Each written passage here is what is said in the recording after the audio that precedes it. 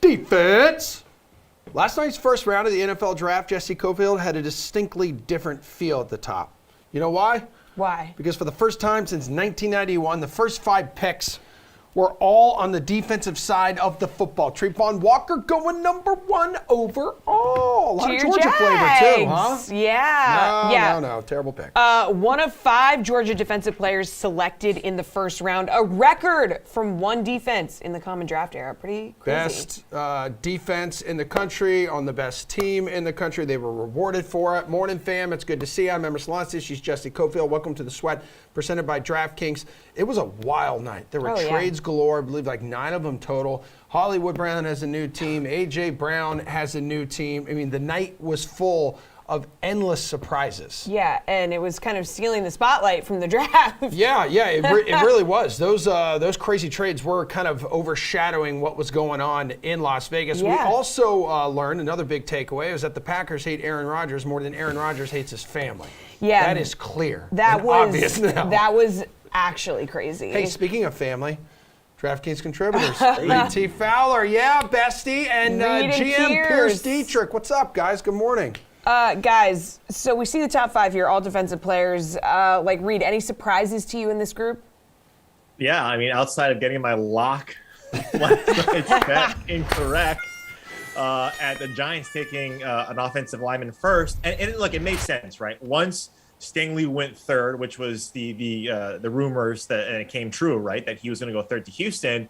Now you're talking about like the Giants at 7, making sure, right, that they have a pick of the litter, how things, were going to transpire, especially then when Sauce went 4. And so getting Kayvon Thibodeau at top 5, and I've been saying it, for anyone who's willing to listen, that Thibodeau is a guy that belongs in the top 5. And for whatever reason, because of outside issues, because of character issues, whatever they may be, he was slipping. And the Giants, good on them, right? Good on them to get their guy and to make sure no one jumped into that number 6 spot in Carolina, who was a prime trade down candidate to jump up and get Kayvon Thibodeau before the Giants could at number 7. So that was fantastic. Look, I like Stingley. I really do. I think he's going to be fantastic. But getting him at 3, if you're Houston, I understand you need some superstars on that team, but you also need to protect your quarterback. This has been an issue for the Texans forever, since David Carr. They need to protect their quarterback, and potentially not getting one of those guys early might bite them, but those are the only things that I saw. Yeah, Pierce, did you see anything that shocked you here? Yeah, the shocking thing was that they were all perfectly reasonable and sane. Teams took, their basic needs. No one reached. If you needed an offensive lineman, you drafted a lineman. The Chargers, the Texans, the Panthers, the Cowboys, the Seahawks. They didn't go with, the fancy sports car. They went to the dealership, stuck to what they needed, got the sedan, and played it safe. And then the other teams said, all right, well, I don't want to overspend on quarterback or maybe on some of the wide receivers. And instead they said, hey, just give me the best defensive player available. Just very rational. I don't know if they're going to be reasonable and rational tonight, though. Okay, well, we could see, and we're likely to see, more quarterbacks taken than we did last night. Because last night, GM Pierce, you said under 2.5 quarterbacks. Real general managers around the world actually listened to you. Only one signal caller was selected in the first round. So it's Kenny Pickett sticking around in Pittsburgh. Are you surprised at all that Willis didn't go, though, in the first round, Pierce? I am a little surprised, but when you look at the back end of the first round, there really wasn't anyone else other than Pittsburgh. We knew Pittsburgh would take a quarterback, but no one else was going to take anybody. So it's not really shocking to see him fall and plummet down. I thought maybe he had a chance in the top, but it really wasn't looking like that.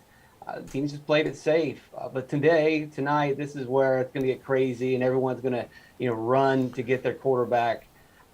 Look, I like the offensive lineman. It's nice being right. Let me just mention that. It's nice being right for once in a while. Let me also bring up Deebo Samuel is still a 49er, by the way. Mm-hmm. So if you guys are keeping track of that one. Yeah. I think the surprises are going to come tonight when everybody's fighting for the quarterbacks. Okay, well, Reed, Willis, dual threat talent here, and was looked at as the quarterback with the highest ceiling among this year's crop. Yeah, and it's nice for the NASCAR guy to take a victory lap every once in a while. We need to, Pierce. We need to, because in this game you're more wrong than you're right. So good on you. But yeah, like Like I'm sort of surprised. I'm taking a sentiment of what Pierce said in that first question. Is I'm surprised teams didn't reach on someone like Willis or any other players not named Cole Strange, and not surprised that teams didn't see the need to get him in the first, right? With that fifth-year option caveat that we always talk about for these quarterbacks, he wasn't that type of player. And teams now are seeing that, like these receivers, these cornerbacks, and quarterbacks. Teams aren't jumping up to get them. They have people that sort of have their finger on the rumor mill pulse. And Malik Willis wasn't that guy that was going to go in that round. And so seeing him in some of these mocks going 6th overall, or teams trading up in the top 10 to get Malik Willis, I thought was fairly crazy. But to Pierce's point, I am surprised, because history says that quarterbacks usually we haven't had less than 3 quarterbacks in the first round for a very, very long time. Same with running back, but mostly quarterback. So a little surprised there, but not surprised because Malik Willis wasn't that guy that you needed to get in the first round. It was only just going to be nice to have him. All right, Reed, which player selected was the best value at their spot? Probably not going with Cole Strange with the number 29 pick by the Patriots, right? Yeah, I love it. Love it. Grade F for the Patriots and Cole Strange. For real. Absolutely love to see it. Kyle Hamilton at number 14 to the Ravens. Hamilton is one of my favorite players in this year's draft. Him falling to 14 because of a quote-unquote slow 40 time is crazy. This guy's a playmaker. 40 times don't necessarily translate on the field speed. You watch him at Notre Dame. He was fantastic in covering. His closeout speed to the ball is great. He's 6'4", 220. In Baltimore, that's their prototypical type of player. And now you got one in that secondary to go along with a quote-unquote healthy Marcus Peters and a Marlon Humphreys. And so him, and then George Karlaftis, too, at 30th, Kansas City. I mean, I think that's an unbelievable steal. This guy just went under the radar. All of the other guys, the DNs, the edges, were getting talked up. Jermaine Johnson, how come he's sliding? He was rising pre-draft. George Karlaftis quietly sitting there at 30th. Kansas City really got their guy. Yeah, Pierce, who do you think got someone at good value here? Evan Neal with the 7th pick to the Giants is a steal in my book. I am team owner guy. I'm also always draft an offensive lineman guy. It's pretty boring. It's pretty vanilla, but I think that this guy really could help out. When we first started doing all this projection and talk, Evan Neal was projected to be the number 1 pick. So for the Giants to get him at 7, they've got an offensive lineman in the first round of 2 of the last 3 rounds, or 2 of the last 3 seasons. We may see Jones and Barkley, and maybe Tony now can come into it if he stays on that team. If they form a decent line, that's definitely a winnable division, new coaching staff, a new attitude. I think he could be, obviously out of Alabama, he's ready to go. The Giants could be the real deal this season. Hey, Pierce, Malik Willis' draft position gets now off the board. It was 35.5. Seattle was the favorite at plus 300 to scoop him up. Where do you see Willis going tonight? I think he'll go under that 30. And the odds are really strange because Seattle was the favorite to nab him, and they're picking 40th, but the over-under on him was 35th. So it implies that, is Seattle going to trade up? Does that mean that the book expects Seattle to trade up and grab him, or will Seattle stay where they are and take Corral or possibly Ritter at 40?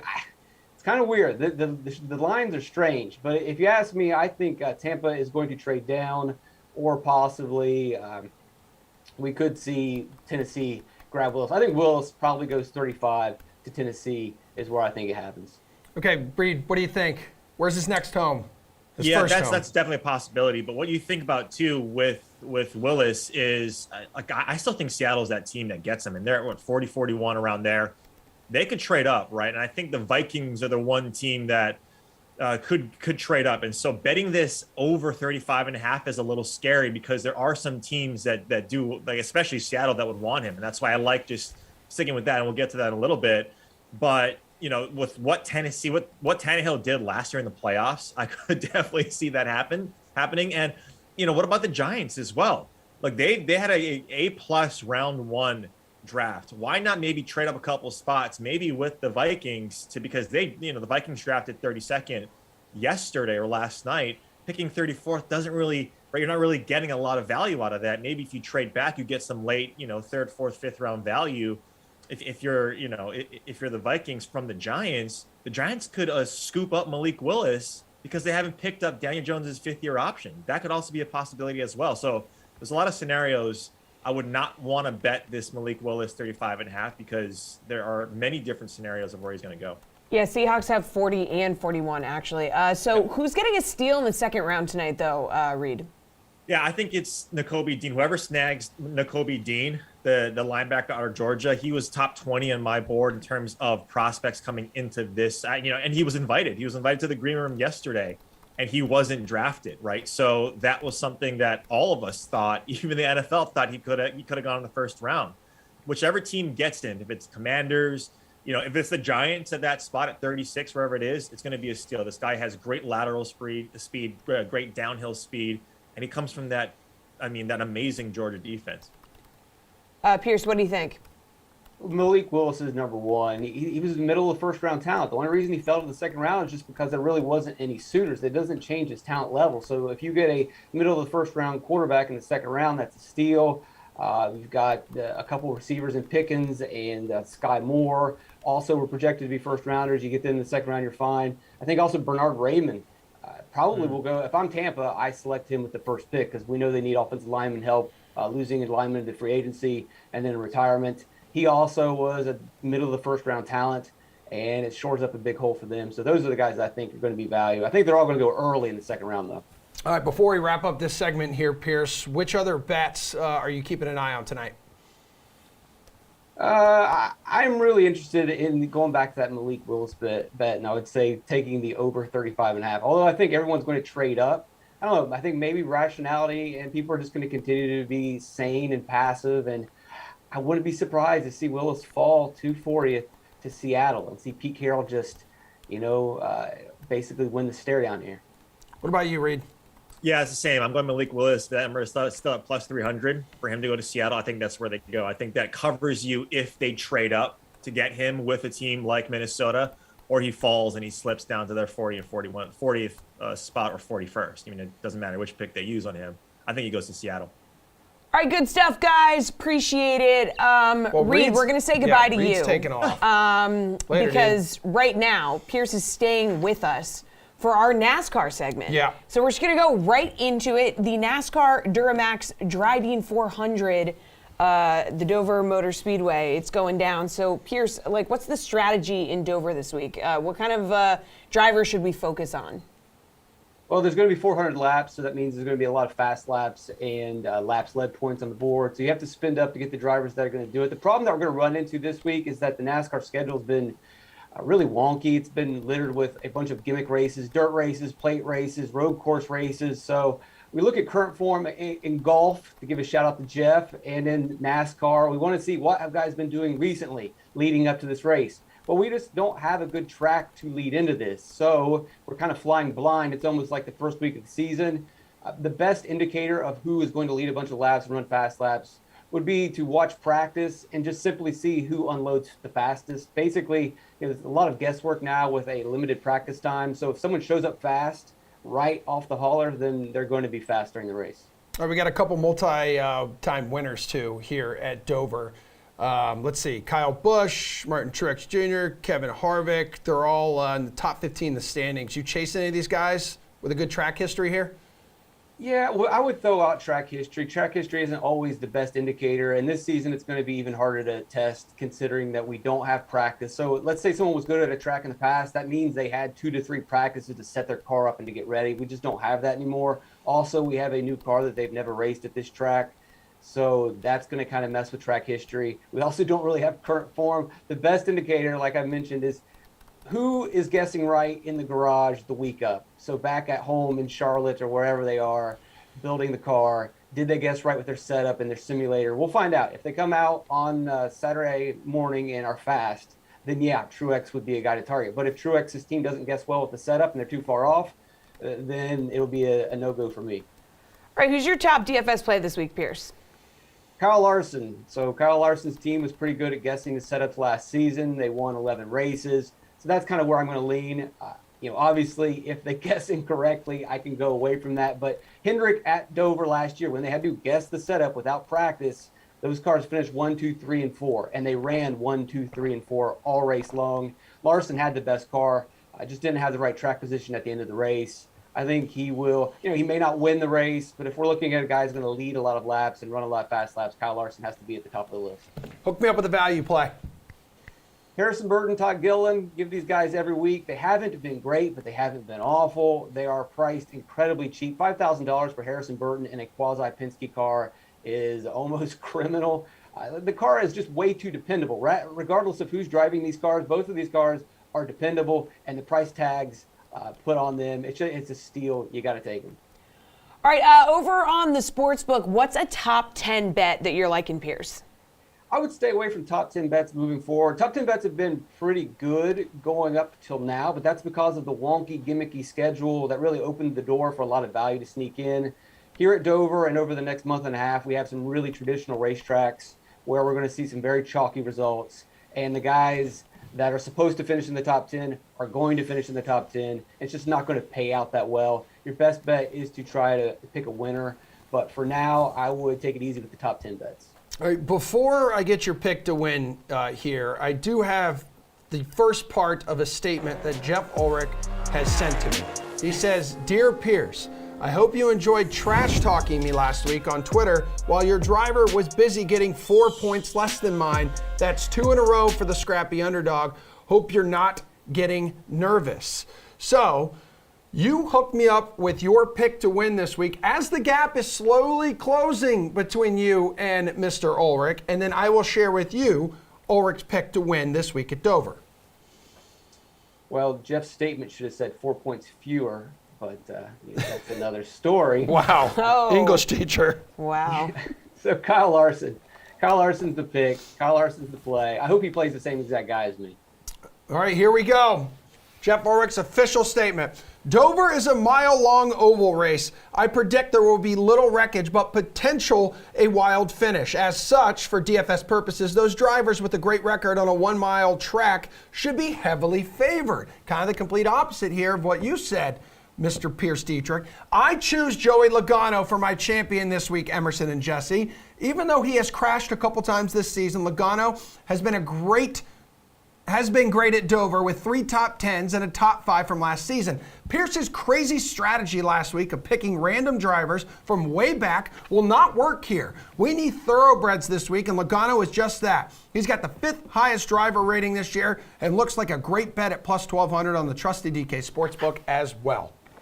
There you go. There you have it. And then he also added this, a picture of his dog kissing him. That's his dog, Pepper. Yep. We love Pepper.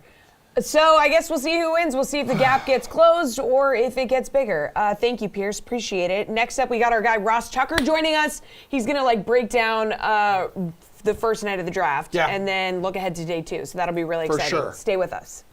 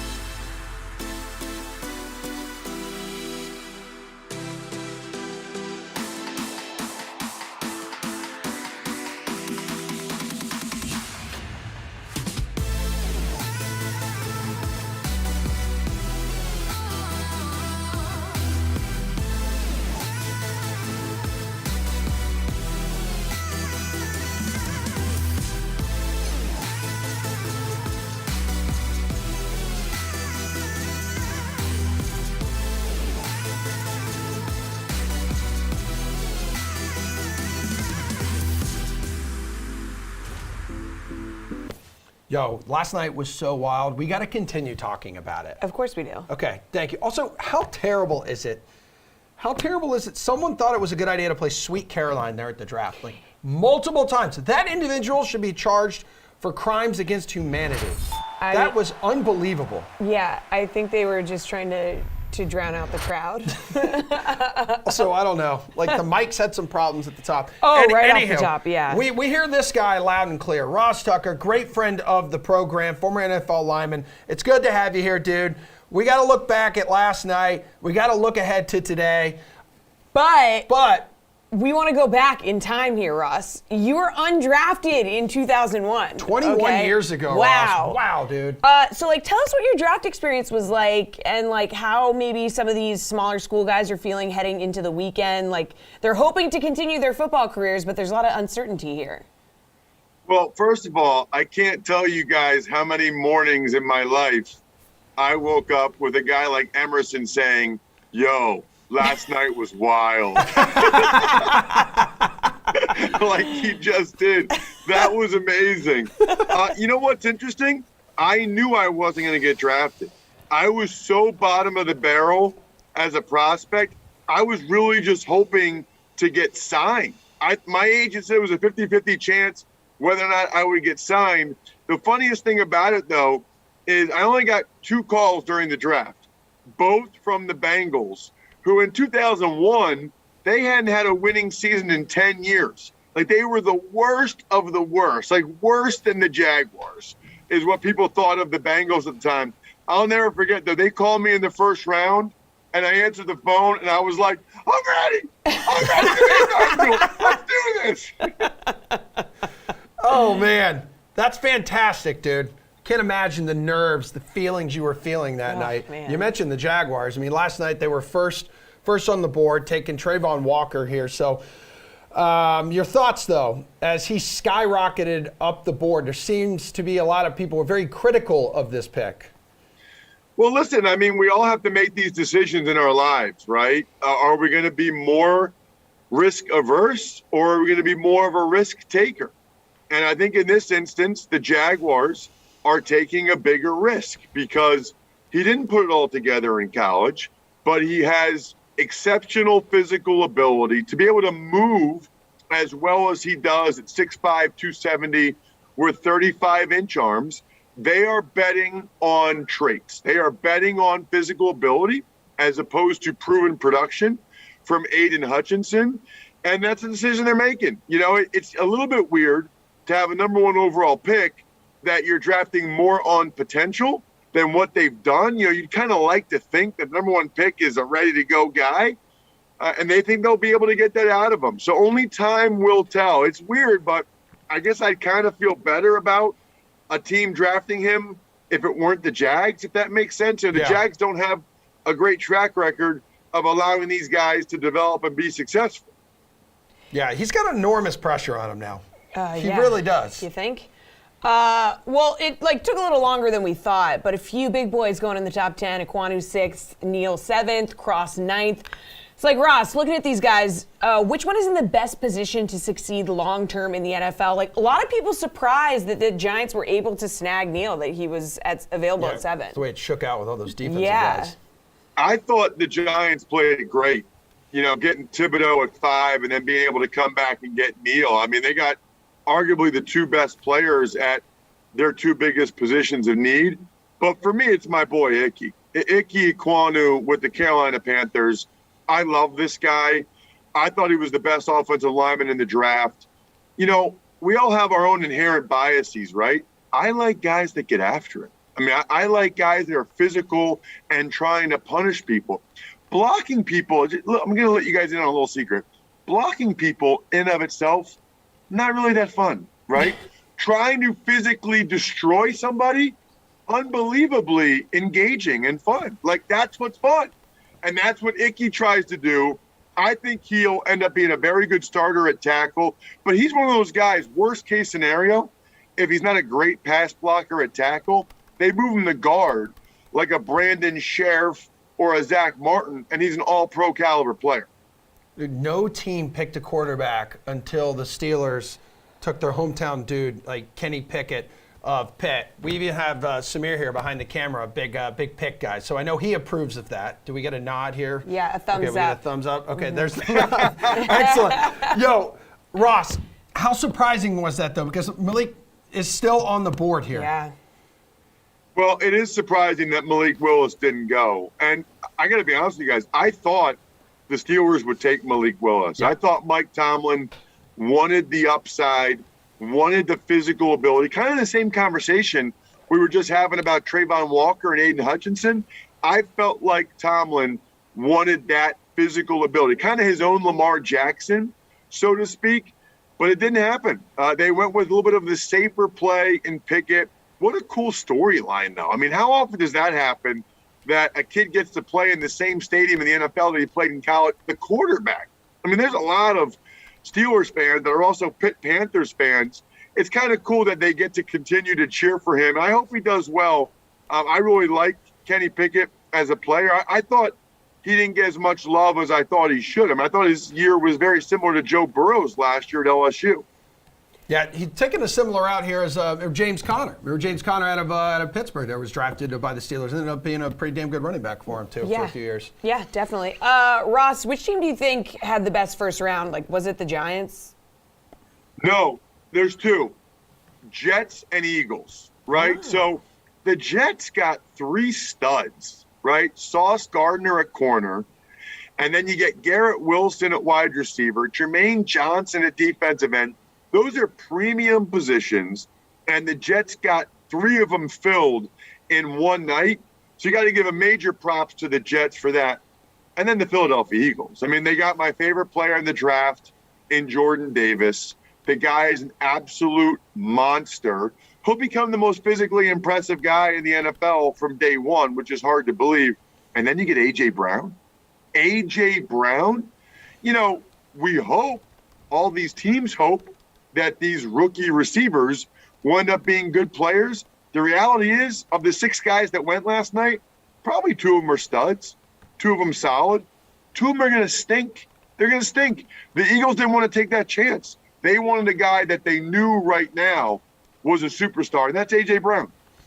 Yo, I'm not sure I'm ready to live in a world where, like, the Lions, the Giants, and the Jets are all good next year, Ross. Oh, my. Seriously, man. They had some pretty rock-solid drafts last night. Don't you agree? Mm-hmm. Absolutely. I am ready to be in that world, man. I mean, I always think about it from the fans' perspective. I'm ready for, like, the New York teams to be at least decent again. I'm so happy for Lions fans to be able to get Jamison Williams and Aiden Hutchinson. There's a lot of Michigan fans that are Lions fans as well. So I think it's awesome. Don't be a hater. Yeah, I mean, Emerson. everyone. I feel like I'm not I feel hating like it. Everyone is rooting for the Lions. Just like you just have to like. Well, Dan bone, Campbell man. and Aiden Hutchinson I just know. headbutting each other like I know. every day. But also like crying in pressers I and know. like you and just. I wasn't hating, Ross. It's just like I just haven't lived in that world like before, so I may be a little uncomfortable like when and if that happens. Okay. Now, while people are praising those teams, there's a lot of people just destroying the Patriots this morning for their pick. Ross, I know you're a former offensive lineman here, so you probably understand some of the love there for Cole Strange. But even the Rams, like Sean McVay, That was hysterical. Was like laughing his butt off here when he was told like where Strange went in the draft. Which pick left you scratching your head last night?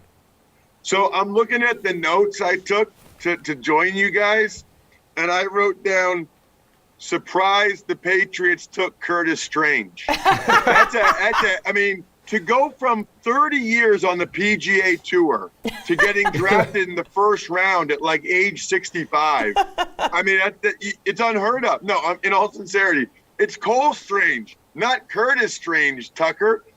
Look, I love O-linemen. I love FCS O-linemen. I played at Princeton in the FCS, but no way, man. No way. I mean, if the Rams thought they might be able to get him at 104, you can't be taking him in the 20s. So that was bad. And then what is up with the Saints? The Saints gave up next year's 1, this year's 3, and a 2024 2 to get the Eagles' 16th pick.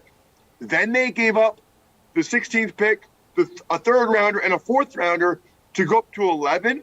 So what are we talking now? I lost track. 6 picks for Chris Olave? Yeah. I mean, Chris Olave is a fine player, but 6 picks? I don't like it. All right, so who fell out of the first round, Ross, and is going to be a steal for the team that picks them tonight? I mean, you got Nakobe Dean, Malik Willis, both available. Yeah, those are 2 good names. I love Nakobe Dean. I love a defensive lineman from Houston, Logan Hall. I think he's an absolute stud, a safety from Penn State, Jaquan Brisker. But Dean's probably the guy that jumps out. It's crazy. When you watched Georgia play defense, you really noticed Jordan Davis, Nakobe Dean, and Lewis Seen. And yet 5 Georgia defenders got drafted in the first round. None of them Nakobe Dean. I'm pretty confident he'll go pretty early tonight. All right, dude. Which team are we going to look at on Monday and say, I love their draft? Like, any chances, and you love their chances of, like, winning a Super Bowl more than you do right now at this moment? Yeah, it's the Ravens. I'll put their whole draft in on it. I mean, I think they got 2 guys that will start immediately and be long-time stalwarts, like seemingly everybody the Ravens draft, and Kyle Hamilton at safety and Tyler Linderbaum at center. They have 8 picks in the next 3 rounds, guys. 8 in the second, third, and fourth rounds. I've never even heard of that. 8 picks in the next 3 rounds. They're going to be able to get a bunch of really good players or package them, move up, and get a few studs, guys that people thought probably could have gone round 1. So I'll go Baltimore Ravens, even though Lamar Jackson, not exactly thrilled with the Hollywood Brown trade. No. Yeah, And he was on Twitter pretty active. And did you notice too, Ross, like, Hollywood Brown, it's like right after the trade, there was a picture of him like on stage at the Cardinals like draft party. It's like they kind of all knew it was coming, and no one told Lamar about it. But also, Lamar's not really talking to the team right now anyway. Yeah, really awkward. I don't know what's going on there. Yeah. Some of the guys you talk to, he doesn't really want to sign a contract. That they're offering him whatever he wants, and he's not really into it right now. Mm-hmm. But yeah, I guess this trade had already been agreed to. So the owner for the Cardinals, Michael Bidwell, had gone ahead and sent his private plane for Hollywood Brown before the trade even happened. Yeah. I mean, if attention NFL owners, if you are doing private plane flights for guys that aren't on your team yet, I'm available. Yeah. I mean, I'm available anytime you want to send your plane for me, even though I'm not on your team anymore. And Yeah. then just swing by Boston too and scoop Grab us up. us. We're ready to go. We'll go. Actually, I'm not allowed to fly right now. Yeah, but that's right. But I'll still go. Don't worry. I'll bring you right. back a magnet or something. Thanks. Hey, before you take off, I saw you tweeting about the Oscar Mayer Wienermobile. Are you Yeah! going to be riding around in that thing today?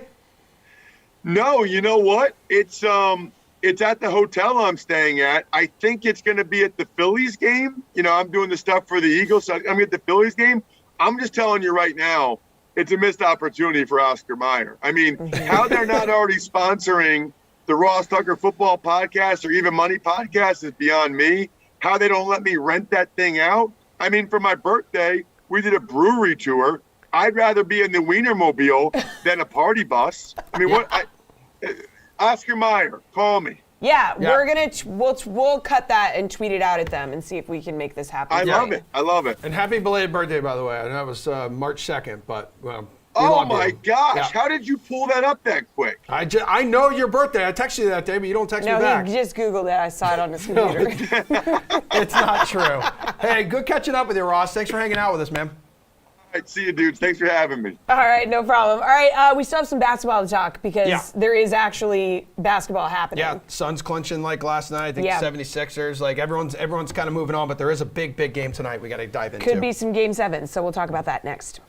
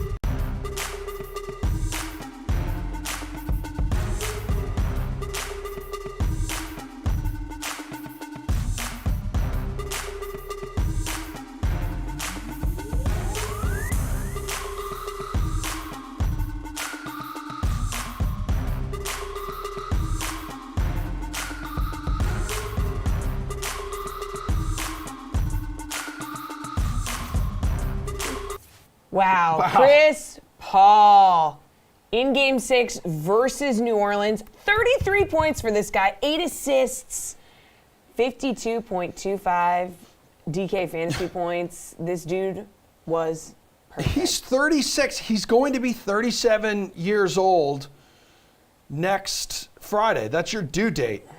Yeah, So, like, he'll be celebrating his birthday the same day as Viv. Yeah, maybe my daughter will have the same birthday as Chris Paul. That would be great. That would be really cool. That would be a memory that all of us would remember forever.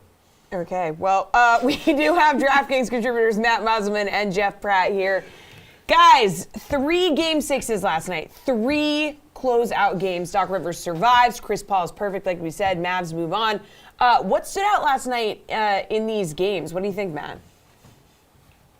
Well, to start with, I'm just happy I don't have to watch the Utah Jazz play anymore, because that was just, as someone who was on the series when Luka Doncic was injured early on, it was just not fun. And it was Matty, just pure misery. Matty, they had that wide open 3 to win it, too, in the end. Like, it was uncontested, had plenty of time. You hate and to it see just it. was a brick. I don't remember that shot. I've already blocked it. I don't know what you're talking about. I don't even remember the entire series. The whole Jazz season is just, who knows what happened. So for people that actually played well, I was very happy with Jose Alvarado. Once again, CJ McCollum got in foul trouble. Alvarado stepped up, as did all of the Pelicans rookies. So I know we've talked about this a little bit over the last few weeks, but going into next year, if Zion Williamson is playing, the Pelicans could be really, really good. So I think that's an important takeaway. I also think Devin Booker playing and maybe not being 100%, but at least being out there and looking pretty good now with a whole weekend off before the Maverick series starts. Like, the Suns were pretty far behind the Warriors in Western Conference odds a couple days ago. They've since passed them and moved just ahead of Golden State. Before the playoffs started, the Suns were the clear favorite in the Western Conference. So I think we're seeing that reorganize itself back to where it's supposed to be.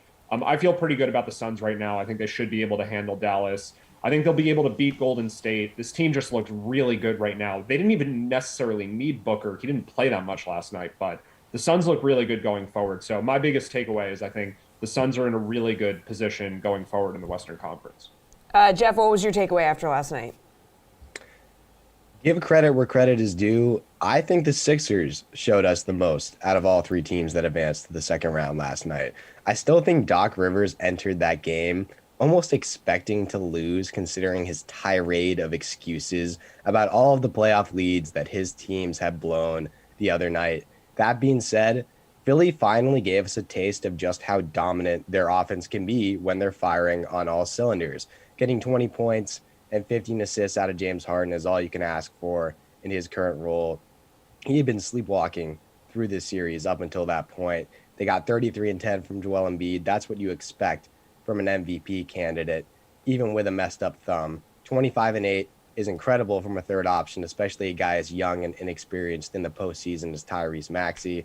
And then getting 19 and 11 from Tobias Harris is just gravy at this point. If Philly's top 4 players can show up consistently against Miami, they have the potential to overwhelm the Heat with that offensive firepower. The main question is, do they actually have what it takes to put together performances like that on a nightly basis?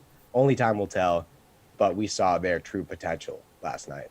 Well, Jeff, Philly is opening plus 135 here to win the series over Miami. Phoenix minus 300. Dallas plus 230 to advance. So what are you looking forward to in these series here following some of the Game 6 victories last night? I'm really looking forward to seeing how Eric Spoelstra game plans against the Sixers defensively. If we were going to look at both these teams on paper, the Sixers' talent definitely outweighs Miami's. I think that's no question. Spoelstra, however, is a far superior coach, and he has some elite defensive pieces to play with in this matchup. But for me, in this Mavs-Suns series, it's all about Luka Doncic. We've seen what Phoenix is capable of doing in the playoffs. They're healthy now with Devin Booker back in the fold and will be a tough out for any team. But this is Luka's first time in the second round after so many tantalizing first-round playoff performances. He's likely going to step into a very tough personal matchup with Mcgill Bridges, who's built to guard elite players like Luka Doncic. Can he put up 5 or 6 games with 30-plus points and carry Dallas to the Western Conference Finals? I'm excited to find out.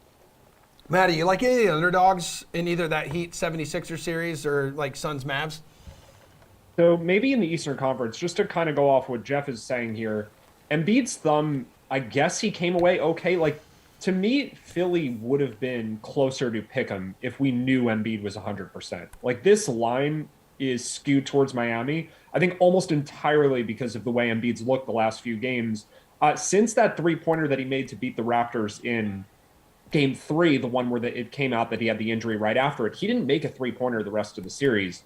So if we knew Embiid was healthy, like, I would love Philly in this spot. It's just, it's hard to really feel too confident. So maybe I lean Philly, but I'm a little nervous there. But I actually think laying minus 300 with Phoenix is the way I would go in the Western Conference. Like, I think they're the much better team. And I think Dallas benefited a lot matching up well with Utah, where they could kind of negate Rudy Gobert's impact because they spaced the floor so well.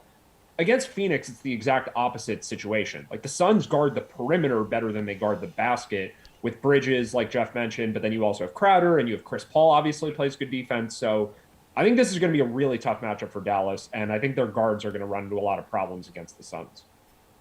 All right, Maddie, Grizzlies looking to close out Minnesota tonight. Who are you going to captain in a DFS showdown contest? Ja Morant, the most expensive guy on the board at 17-7.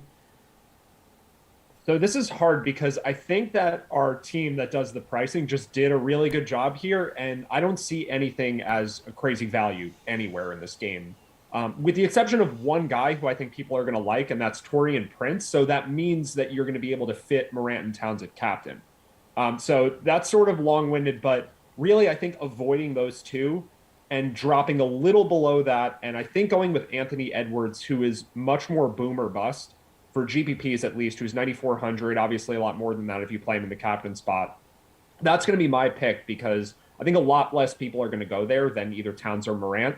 And yeah, Edwards sometimes just disappears a little bit and he could have 10 to 15 points, but the 30 to 40 point potential in terms of real points is always there for him. He's such a high volume and I guess has incredible shot making ability as a scorer that I think, like, for tournaments where you can get him in a little bit lower captain ownership, I think that's the way to go. But yeah, just kind of staying away from that normal construction where people play one of the stars with some cheaper guys. I think that's the most important thing for this slate. Jeff, how are you going to approach this strategy? Who are you going to captain?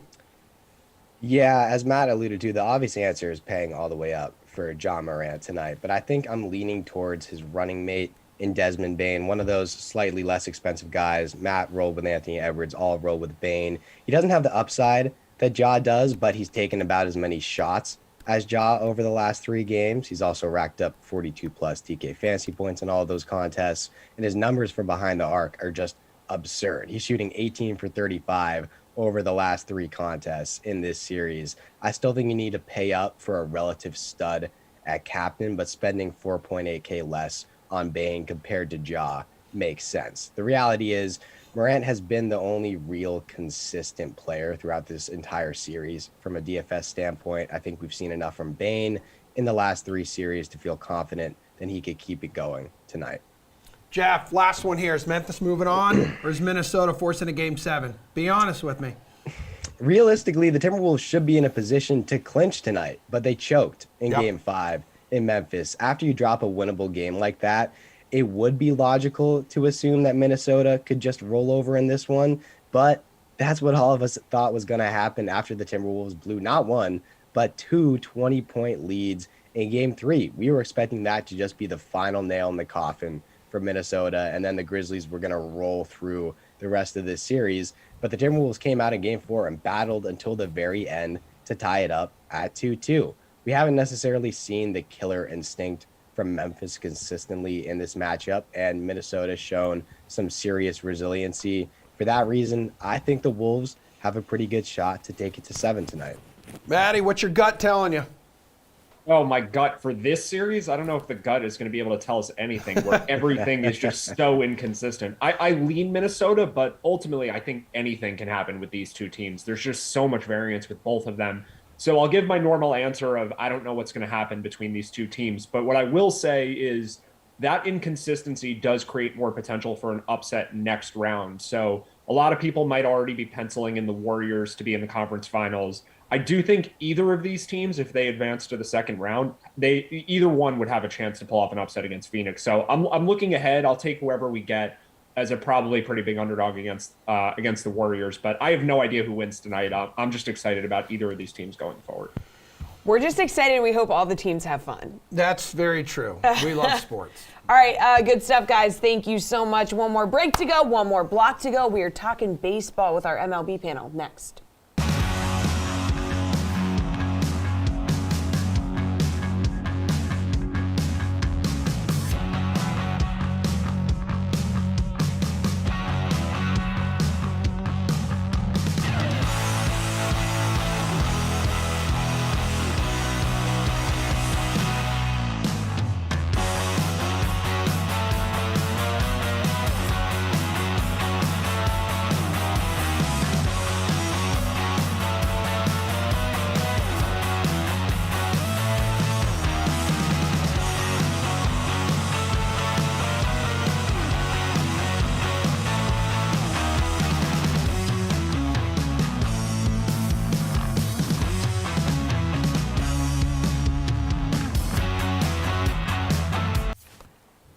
Welcome back, everybody. We have talked football. We have talked NASCAR. We have talked basketball. Now we will wrap up this award-winning program with our Major League Baseball panel, consisting of DraftKings contributor Gary and Thorne and RotoWire's Eric Halterman. Hey, guys. Hey, How guys. Huge 13-game slate coming our way this evening. So we're going to start with DFS. Gary, and who are you putting on the mound tonight? Yeah, this is a very strange 13-game slate. I didn't think we'd be this early in the season seeing like Nestor Cortez as the only guy with a 5-digit salary. But I think there are some names that are maybe still being undervalued. And one of those guys I think is Noah Syndergaard, who's going into a pretty good matchup against the Chicago White Sox. It's another thing I didn't think I'd be saying this season, that the White Sox are a fantastic matchup. You do have to watch the status of Luis Robert. Apparently there is a chance he is going to return to the lineup tonight, but the White Sox have still been one of the worst teams in baseball across the last 2 weeks. They have just a 251 WOBA that is dead last. They have a 65 WRC plus. That is the third worst rate in baseball across that span of time. They're still going to be without Moncada. They're still going to be without Eloy Jimenez. This is just not a full-strength White Sox team where Syndergaard has looked pretty good so far with the Angels. The velocity for the fastball is not up where we saw it back in his prime days with the Mets, but the numbers across the board look pretty good. His ERA is backed up by his expected ERA, and while the strikeouts have yet to be there, he's got a 13% swinging strike rate. So I think the strikeouts are just around the corner. He has also yet to allow a barreled baseball so far this season. So I just think Syndergaard at 8K, he's someone who's probably going to be closer to the 9K range before we get to the end of May. All right, Eric, who are you putting on the mound? I'm with Gary, and on this been kind of a weird pitcher slate. All the expensive guys are either a surprise that they're that expensive, like a Nestor Cortez, or they're facing a particularly tough matchup. I think I wouldn't be comfortable with more than one of the more expensive guys, but pairing him with Kyle Bradish all the way down at the bottom, the minimum price of $4,000 in his major league debut seems interesting to me. Bradish, rookie righty for the Orioles, is facing a struggling Boston lineup. Hitting 229, 275, 344 as a team. It's good for a 78 WRC plus, fourth last in the league. I do, of course, think that they're going to be a perfectly competent offense by the end of the year, but especially if they don't have JD Martinez, who's dealing with a groin issue right now, it's maybe not that tough of a debut opponent, especially in a park that's not as bad as it used to be in Baltimore.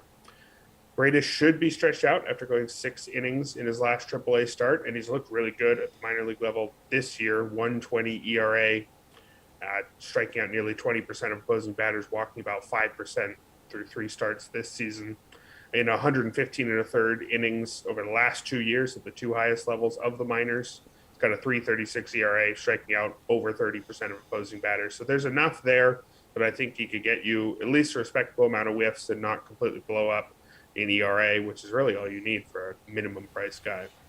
Eric, who's a hitter, though, you're going to pay up for? Looks like Byron Buxton is the highest priced hitter on the board, and he has back-to-back games with 0 DK fantasy points. Yeah, he could certainly go off any game, though. I wouldn't hate it if you got room for it. But the expensive outfielder that I'm more interested in is Aaron Judge at 5,200. Hitting 296 through 19 games with 5 homers, and actually his StatCast numbers suggest he could be doing even better. 325 expected batting average. an expected slugging percentage of 702. You don't normally see numbers starting with a 7 there. But it's no surprise it's that high because his barrel rate is 25%. A full quarter of his batted balls have been at the ideal exit velocity and launch angle. That trails only Mike Trout, who's pretty good last I checked. And Judge leads the league with a 61.5% hard hit rate. So he's making excellent contact, and he's not even striking out that much. He's maintaining his 25% strikeout rate from last year, which is completely fine when you hit the ball as hard as he does. He'll get the platoon advantage against Chris Bubich, who has a 14-14 ERA through 3 starts with almost twice as many walks as strikeouts. I don't think I need to say much more there. It's a great matchup for Judge, who's hitting the ball about as well as he ever has. Gary, and you like someone swinging a good wood right now? I always like someone swinging a good wood. I'm going to go with Trey Turner at $5,300. It hasn't been hitting for the power numbers that we've been used to seeing from Trey Turner the last couple seasons, but anytime he draws a left-handed starter, regardless of the caliber of that left-handed starter, I mean, Tyler Anderson is not exactly a great left-handed starter, so this is even better, but going back to the start of 2020, Trey Turner is hitting .383 against left-handed pitching. That includes a .313 isolated power and a .198 WRC+. I think there's a pretty good argument to be made. He's the best hitter in baseball when he is facing a left-handed pitcher. He's doing that tonight. His salary is not that crazy at 5.3. I think I'm going to start a lot of lineups with Trey Turner. All right, let's talk value, Garion. Best value player for DFS tonight. I'm looking at Yuli Gurriel. He's $3,600. Often is too cheap on these slates. Maybe a little bit more deservedly so in 2022 as he has not gotten off to the best start. However, much like Trey Turner, is someone who crushes left-handed pitching for his career. You go back to last season, a 151 WRC plus against Southpaws. I'm really not a BVP guy unless it validates larger trends. And like I said, Yuli Gurriel crushes left-handed pitching. He has seen a lot of Yusei Kikuchi back in their battles in the American League West. In 19 career at-bats against Kikuchi, he's got an OPS above 1,000. He hits Kikuchi really, really well. He hits lefties really, really well. I think he's just too cheap tonight, especially in a hitter's ballpark like Rogers Center. All right, Eric, we need value and we need it now. Yeah, what if I told you you could get a guy who had a 938 OPS last season with 36 homers, and he's getting the platoon advantage in Coors Field, and he costs you $2,800. Wow. That guy is Joey Votto, and there's a good reason he costs $2,800 because he's been just straight up bad this year. There's no defending it. Hitting 129 with a single extra base hit. It's just a double. He's yet to clear the fence this season. 2.6% barrel rate. He's not hitting the ball hard, and he's suddenly striking out at 29.9% strikeout rate. So I get why he's cheap. But how much stock should we place in those 19 games versus the 1,900 games he played prior to this season?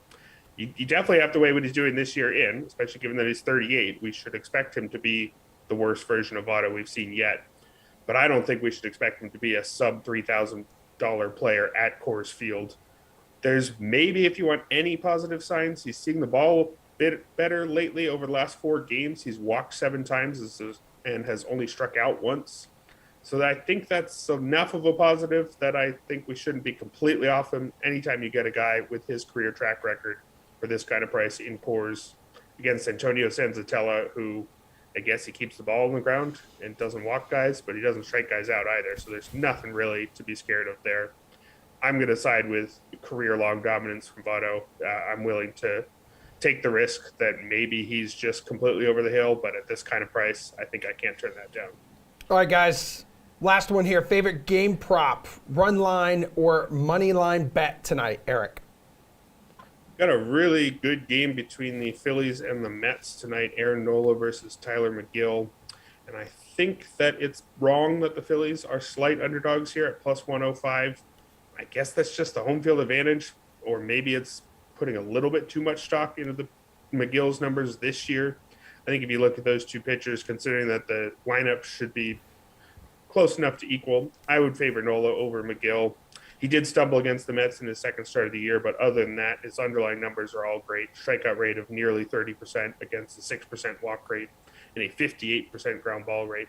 McGill's been great too. I'm not anti-McGill in any way with this pick, although it is worth noting that his Fastball velocity was 96.5 over his first 2 starts, down to 95.5 about over his last 2.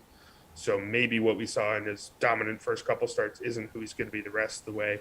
I'll take the longer track record here and the slight plus money in what should be, I think, a really good game. Gary, and very quickly here, please. I'm just going to take Atlanta on the money line as slight road favorites. I think they've got the pitching matchup advantage, and also they cannot hit right-handed pitchers like Ian Anderson. 262 WOBA for the season, second worst mark in baseball. All right, that's a show. Thank you, guys. Madden starts at noon. Browns at Cowboys. The slate is at 5 p.m. Eastern time. We got Glasheen, Lamarca, and Steve. They're going to talk MLB, and we will see you Monday at 11 a.m. for another edition of The Sweat. Enjoy your weekend. Bye.